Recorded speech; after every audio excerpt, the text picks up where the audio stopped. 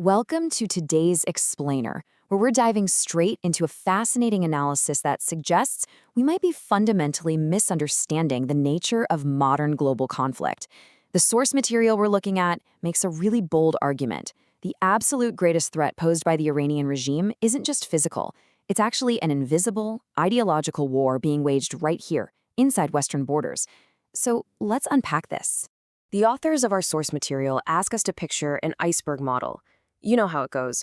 Military strikes, drone attacks, and proxy wars grab all the headlines, right? That's the tip of the iceberg, sitting right above the surface.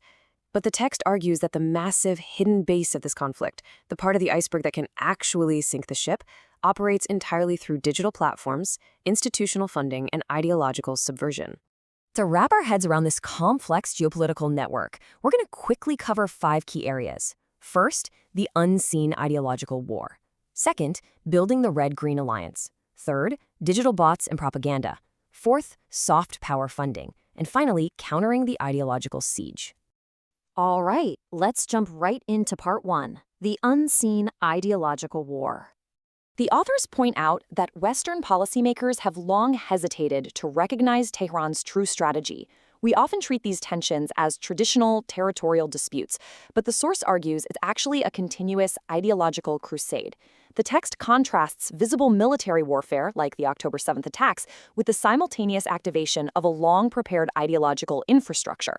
Basically, while the military action was physical and visible, the authors argue it was also a catalyst designed to trigger an ideological reaction across campuses, capitals, and digital platforms.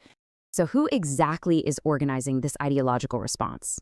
Well, that brings us to Section 2 and what the source defines as the Red-Green Alliance. The report defines this Red-Green Alliance as a strategic convergence between Marxist radicals, the red, and Islamists, the green. Now, despite having some pretty profound theological and political differences, the source argues they are totally united by a shared hostility toward America, Israel, and the liberal democratic order. Interestingly, the report also notes this alliance has recently expanded to include the Browns. They're referring to far-right isolationists and neo-Nazis who've splintered from MAGA coalitions to also target the Western democratic consensus. Now, this ideological scaffolding didn't just pop up overnight. The authors actually trace it back decades. It starts back in the Cold War, where Soviet Zionology repackaged classical anti-Semitic tropes into a Marxist-Leninist critique. Then, moving into the late 20th century, neo-Marxist frameworks began folding Islamist groups into Western coalitions of the oppressed. Cut to today, and the source argues this intersectional playbook has resulted in the literal capture of Western academic and public discourse. Moving on to part 3. Digital bots and propaganda.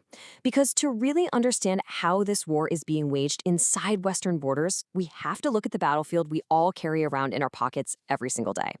The text details how Tehran doesn't just fund physical proxies in the Middle East, it speaks directly to Western audiences online. The ultimate goal here is to fragment American public opinion, and they do this by targeting both ends of the political spectrum. For instance, the source points to the circulation of Lego animations designed specifically to target conservative figures, while simultaneously aiming totally different rhetoric at young American progressives. They deploy state-linked cyber units to completely flood our feeds. Get this, the scale is absolutely staggering. Researchers found that early on in the war, roughly 1 in 4 accounts posting about it were totally inauthentic. 1 in 4. The sheer volume of this problem is unprecedented. The source emphasizes that this flooding of Western platforms represents the largest foreign influence operation against U.S. opinion in the modern digital era.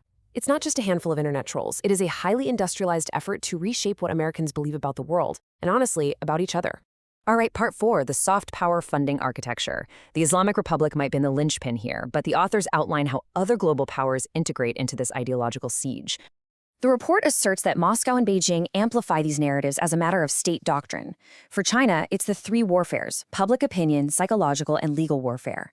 For Russia, it's hybrid warfare, using anti-Western rhetoric as a wedge to accelerate a multipolar world order. Meanwhile, the text points to Qatar as the supplier of the crucial financial architecture that actually sustains this long-term ideological push in the West. To put a number on that financial architecture, the authors cite estimates of disclosed and undisclosed donations to U.S. universities ranging from $6 to $20 billion. Yeah, billion with a B. The source draws a direct line between this massive influx of funding and the capture of campus discourse we've seen since October 7th. They argued this funding is the literal engine driving the ideological shifts within Western academic institutions, which fundamentally alters how the next generation views these conflicts. So, what's the solution? Let's get into part 5, countering the ideological siege. How does the source suggest Western policymakers actually respond to this multi-front assault? First off, the authors argue we've got to stop misinterpreting the opponent's behavior. Take the negotiate and attack pattern. When Tehran offers talks at the diplomatic table while simultaneously having proxies fire missiles, we often see that as strategic confusion. But the source says it's a highly calculated doctrine. It signals a false compromise to the West, while the violence proves to their followers that the revolution is still alive and kicking. 2 messages, 2 audiences, 1 campaign. This brings us to understanding concepts like hudna. The text defines this not as a true, lasting peace, but merely as a tactical interval, a pause for military recovery in a continuous forever war. The authors warn that Western leaders who treat these ceasefires as permanent endpoints are totally missing the point of a strategy that was established all the way back in 1979. To fight back, the authors lay out a clear framework for victory with 3 main steps. Step 1, acknowledge the reality of this continuous war. Step 2, actively confront the ideological battle happening right inside Western institutions and digital platforms. And step 3, reconstitute moral and strategic clarity in public discourse, because physical military successes are just insufficient if they aren't matched by a massive effort to win the battle of ideas. The analysis concludes with a really powerful assertion. It states that without explicitly naming and confronting this ideological threat, any physical victories are going to be super short-lived. Why? Because the regime will just use its digital and academic infrastructure to rebuild its influence way faster than the West can react. Ultimately, the source puts it bluntly. The survival of the liberal democratic order depends entirely on shifting our focus. We can't just watch the missiles anymore. We have to pay strict attention to this invisible battlefield of public opinion and institutional capture. Which leaves us with a really critical question to ponder as we wrap up this explainer. The authors have laid out their evidence of a massive, well-funded ideological war operating right beneath the surface of our daily feeds.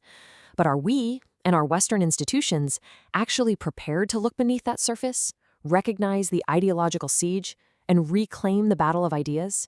Thanks so much for learning with us today.